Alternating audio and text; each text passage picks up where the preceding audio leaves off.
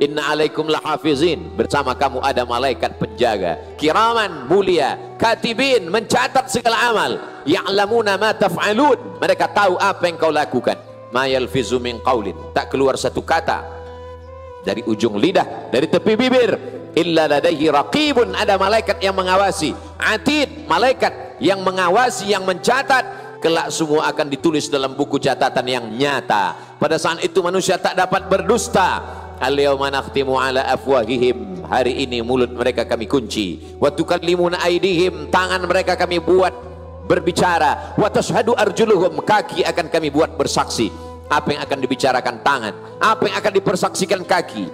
Bima kanu yaksibun, segala yang pernah dilakukan dulu. Tangan yang curang memainkan timbangan, tangan yang curang membuat laporan, mata yang curang melihat yang tidak halal, telinga yang curang mendengarkan maksiat, kaki yang curang melangkah kepada tempat yang diharamkan Allah, tangan yang curang melakukan perbuatan dosa dan maksiat. Iqra kitabak, baca buku catatan amalmu. Kafa binafsika al-yawma 'alaika hasiba, cukuplah itu sebagai alat yang menghitung segala perbuatan.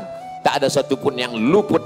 Inna rabbaka labil mirsad, Allah senantiasa melihat, mengawasi, dan kelak semua akan dituntut di hadapan Allah subhanahu wa ta'ala. I'malu ma syi'tum, perbuatlah sesuka hatimu, perbuatlah sesuai pikiranmu, tapi ingat, fa innaka mayyit, kau akan mati, kau hanya akan menjadi bangkai, kau akan diminta tanggung jawab di hadapan Allah subhanahu wa ta'ala. Inna sam'a, pendengaran, wal basar, penglihatan, wal fuad, hati dan pikiran, kullu ulaika kana anhu mas'ula, semua akan disoal, semua akan ditanya. La tus'alunna yawma idzin 'anin na'im, semua kenikmatan, kedipan mata, bisikan telinga, lintasan hati dan pikiran, semua akan dituntut, diminta pertanggungjawaban. Wa in tubdu ma fi anfusikum, kalau kau nyatakan apa yang ada dalam hati dan pikiranmu, au tukhfuha, atau kau sembunyikan, yuhasibukum bihillah, kamu tetap akan dihisab.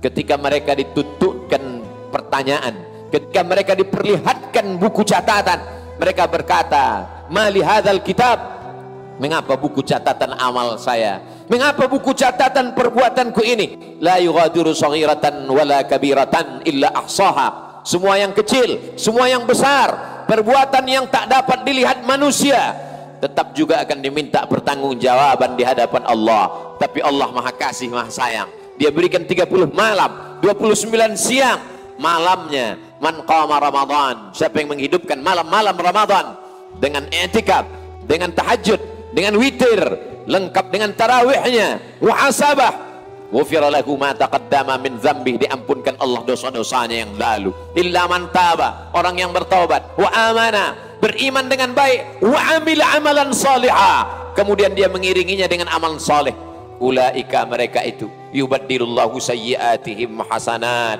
mereka akan diganti Allah subhanahu wa ta'ala sayyiatihim, dosa mereka, maksiat mereka, hasanat, diganti Allah dengan kebaikan-kebaikan.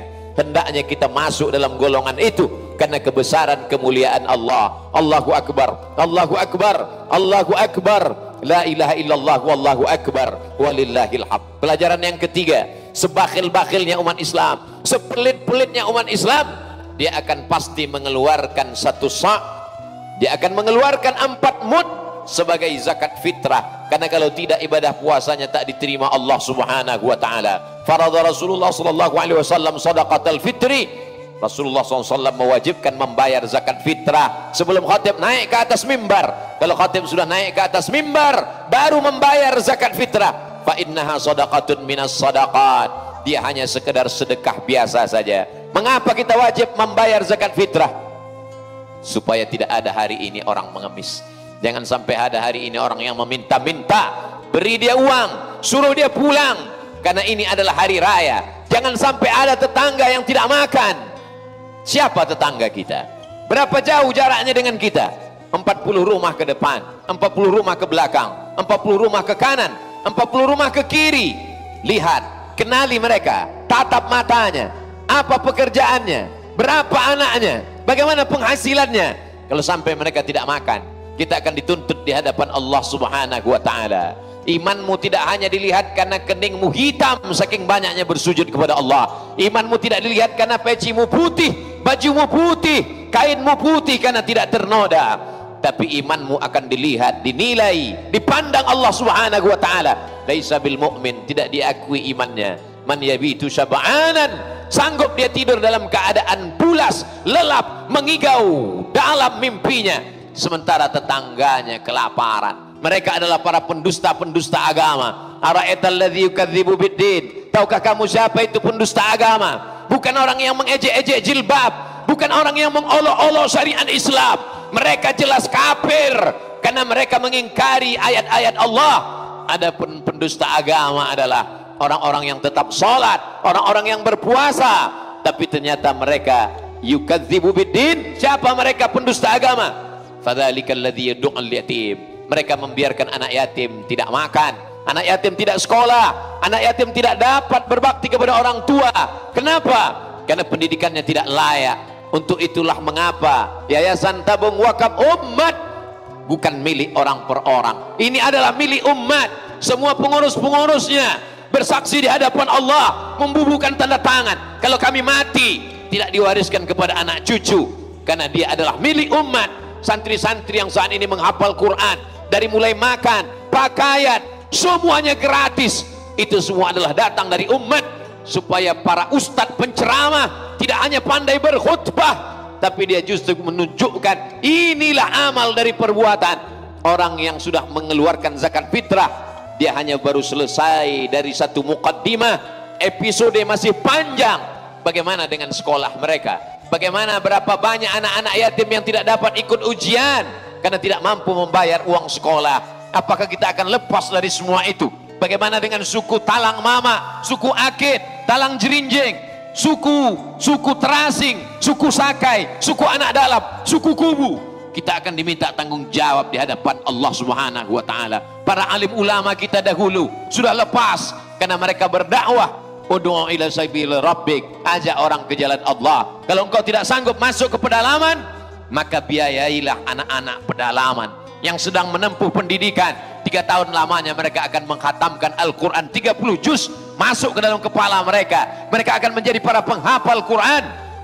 Setelah itu mereka akan membaca kitab-kitab kuning, karena fikih berbahasa Arab, hadis berbahasa Arab, tafsir akidah berbahasa Arab, dalam kerangka bingkai Ahlus Sunnah wal Jamaah. Wujud qidam baqa, mukhalafatu lil hawadithi, qiyamuhu bi nafsihi wahdaniyah, qudrat iradat, ilmun hayat, sama basar dan kalam. Akidahnya akidah Imam Abul Hasan Al-Asy'ari, Ahlus Sunnah wal Jamaah. Fikihnya fikih Imam Muhammad bin Idris Asy-Syafi'i, Ahlus Sunnah wal Jamaah. Tasawufnya, akhlakul karimahnya, tazkiyatun nafsnya, Ahlus Sunnah wal Jamaah. Imam Junaid Al-Baghdadi dan Imam Abu Hamid Al-Ghazali. Inilah yang akan dapat memerangi kelompok-kelompok ahli bid'ah, khawarij, murji'ah, fitnah khalqil Quran, Mu'tazilah, Qadariyah, sekuler, liberal, komunis, ateis, agnostik. Kalau zaman dulu orang-orang sesat hanya sekedar pemikirannya, bukunya, dia berpikir di dalam rumahnya. Hari ini mereka bicara, dia streaming, ditonton oleh jutaan manusia. Apakah selamat umat ini di masa akan datang? Kita akan diminta tanggung jawab di hadapan Allah Subhanahu wa taala. Kuntum khairu ummah, kamu umat yang terbaik. Kamu umat yang terbaik bukan karena ke Makkah bolak-balik. Kamu umat yang terbaik adalah karena ta'muruna bil ma'ruf, mengajak orang berbuat baik, wa tanhauna 'anil munkar, karena mencegah perbuatan mungkar. Kalau engkau bukan ulama, engkau bukan penghafal Quran, engkau bukan kiai buya, engkau bukan para habaib, manusia biasa, maka berikanlah rezeki yang dilimpahkan Allah. 50.000 rupiah yang kau kirimkan untuk membeli beras dimakan oleh anak-anak penghafal Quran. Mereka berdakwah ke jalan Allah, mengalir kepadamu. 1, 2, 3 sak semen, pembebasan tanah, membangun pondok pesantren, asrama. Rumah yang kau bangun besar akan tinggal, kendaraan megah, mewah, mahal akan diambil oleh ahli waris. Mereka akan jual, mereka akan bagi-bagi. Sampai masanya kau hanya sekedar tinggal kenangan semata. Namamu tak akan pernah disebut dan dikenang sepanjang zaman. Namamu tertulis di STNK BPKB, berganti nama orang lain. Namamu tertulis di sertifikat tanah Badan Pertanahan Nasional, tapi sampai masanya akte notaris berubah dan berganti. Tapi ada satu nama yang kekal abadi, man bana masjidan, siapa yang ikut membangun masjid, banallah mithlahu baitan fil jannah. Ma akalta, yang kau makan, rezeki yang kau cari pagi petang siang dan malam. Ma akalta fa afnaita, yang kau makan busuk. Wa ma labista fa ablaita, yang kau pakai lapuk.